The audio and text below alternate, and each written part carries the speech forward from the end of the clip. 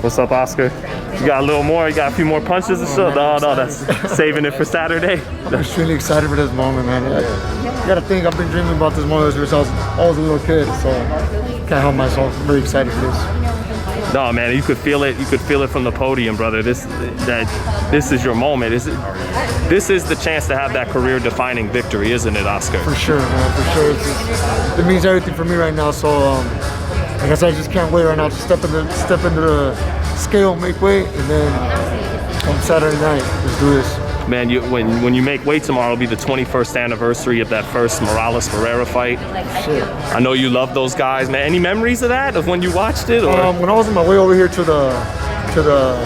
Vegas, the first time I actually stepped here in Vegas as a kid, a friend of mine had brought me because he knew I was a boxing. You know, I was in love with Eric Morales and that trilogy.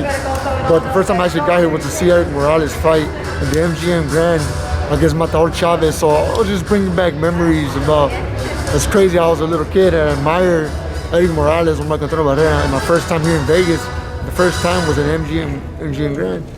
And seeing Marco Antonio Barrera, Eric Morales fight Jesus Chavez, Jesus Chavez. Oh, man. Matador Chavez. What a fight, man. You know what? That First was for time at 130 pounds. For the exact same title that they fought at. It just brings chills to me knowing all that history about that belt, about the idols have hold it, so I'm going with everything. Oscar, you know, with this guy being considered the big man, the big puncher, do you have to fight the perfect fight, the best fight you've ever fought in your career? For sure. I gotta be the smartest fighter out there.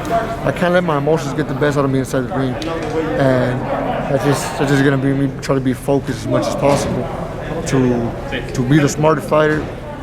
Every mistake that he makes, try to take advantage of it and use it for my benefit. Usually when people hear smart, they think boxing on the outside, but don't you have to get inside against this guy? For sure. But you look at fighters like Juan Marquez, you see fighters like Julio Cesar Chavez, and they were smart fighters. They weren't just going out there to just put their hands down and swing. You know, they were smart fighters, and bobbing and weaving, and doing side to side, head movements, and using the counter punch, especially like Juan Marquez. So that's what I consider being a smart fighter.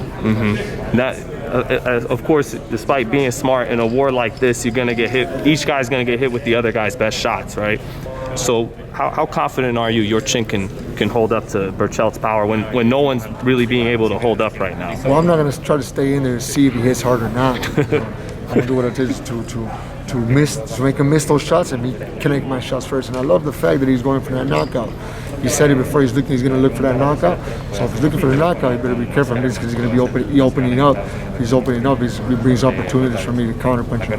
Do you feel like these fights you've had with Eddie Reynoso, where you've been boxing more and more, and maybe people haven't been as impressed as the Valdez that went in there, you know, got the big left hook and all that, but do you think those fights, this is the fight where it pays off? This is the fight. This is the fight. Definitely, this is the fight of my career. You know, even though I've had fights with Eddie, this is the fight that's gonna show the true workout that we've been doing for a long time already. And I want to squeeze a couple of right here, and one question before I let you go.